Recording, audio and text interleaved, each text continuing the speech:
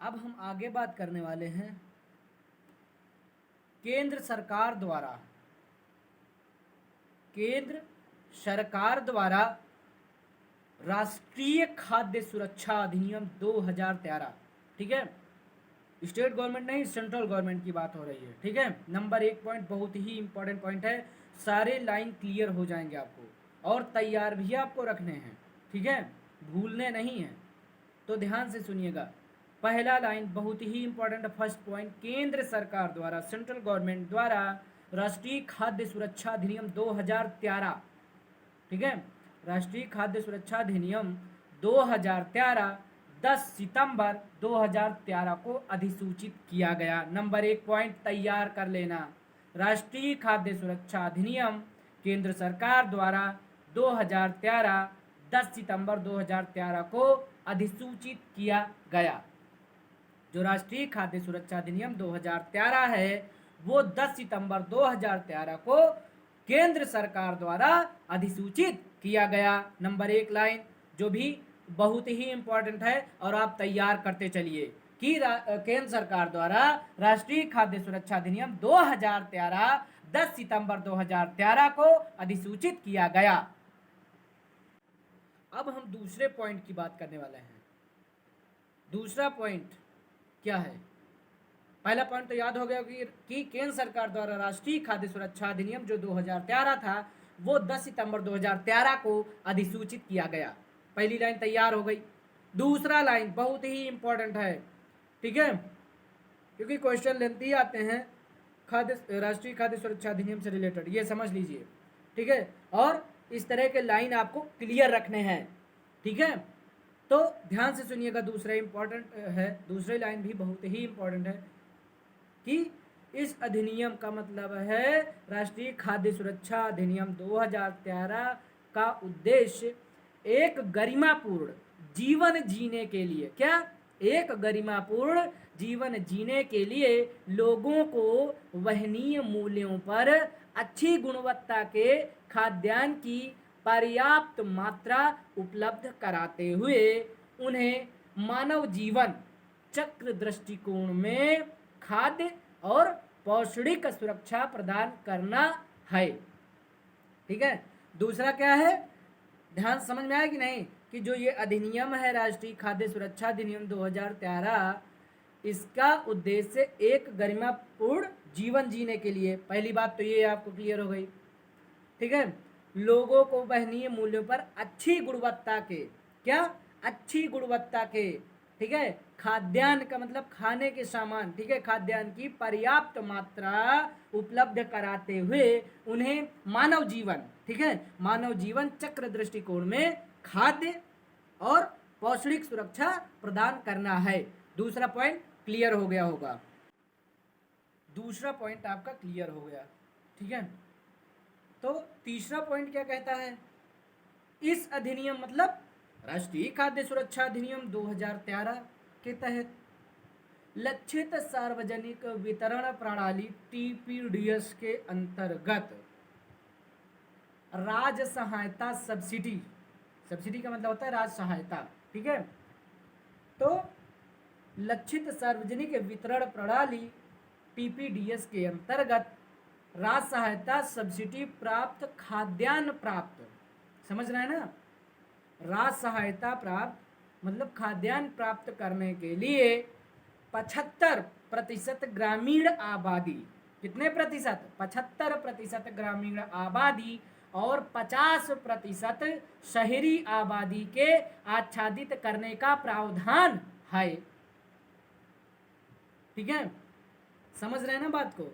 मतलब कि तीसरे पॉइंट में बताया गया कि जो राष्ट्रीय खाद्य सुरक्षा अधिनियम 2013 लगाया गया है उसके तहत लक्षित सार्वजनिक वितरण प्रणाली टीपीडीएस के अंतर्गत राज्य सहायता प्राप्त खाद्यान्न प्राप्त करने वाले या फिर करने के लिए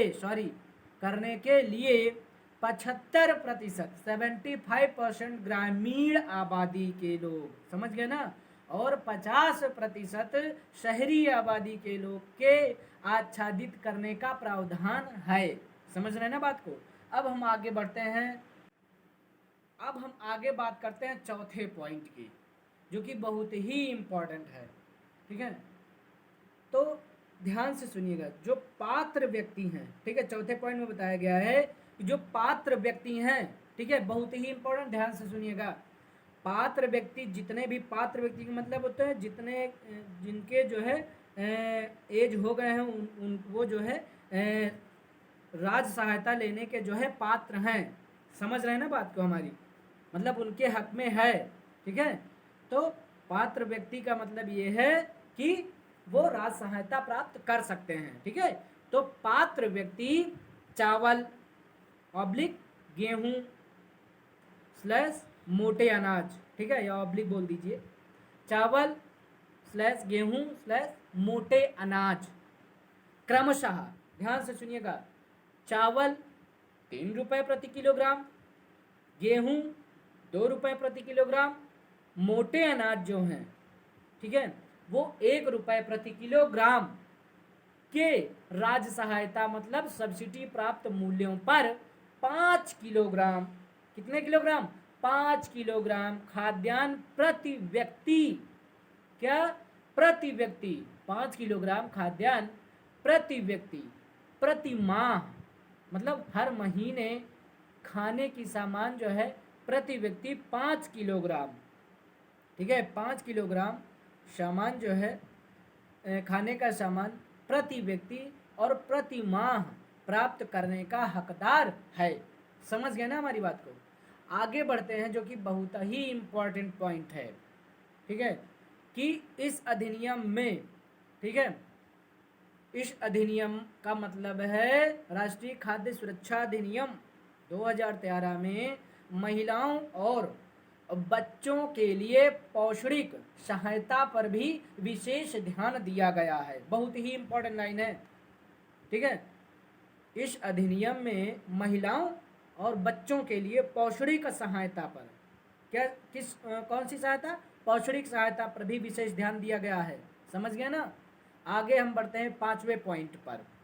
5वां पॉइंट क्या कहता है, बहुत ही इंपॉर्टेंट पॉइंट है कि गर्भवती महिलाएं जो हैं, ठीक है, और स्तनपान कराने वाली माताएं गर्भावस्था के दौरान तथा बच्चे के जन्म के 6 माह बाद भोजन के अलावा कम से कम 6,000 रुपये का मातृत्व लाभ प्राप्त करने की भी हकदार हैं। समझ रहे ना बात को हमारी।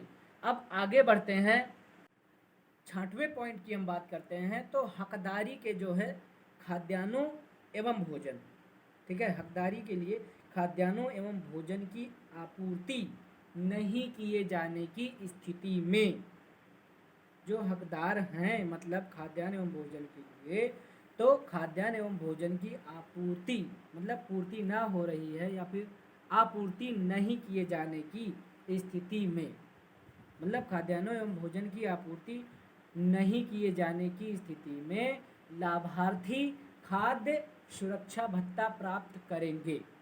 ठीक है, मतलब ये जो हकदारी है खाद्यान्न एवं भोजन की जो आपूर्ति हो रही है या फिर आपूर्ति नहीं किए जाने की स्थिति में लाभार्थी जो है, ठीक है, खाद्य सुरक्षा जो है भत्ता प्राप्त करेंगे। समझ गए ना। मतलब जिन जिन लोगों को या फिर खाद्य एवं भोजन की आपूर्ति नहीं कर पा रहे हैं, ठीक है, जो हकदार हैं लेने के, ठीक है, तो वे जो है लाभार्थी खाद्य सुरक्षा भत्ता प्राप्त करेंगे।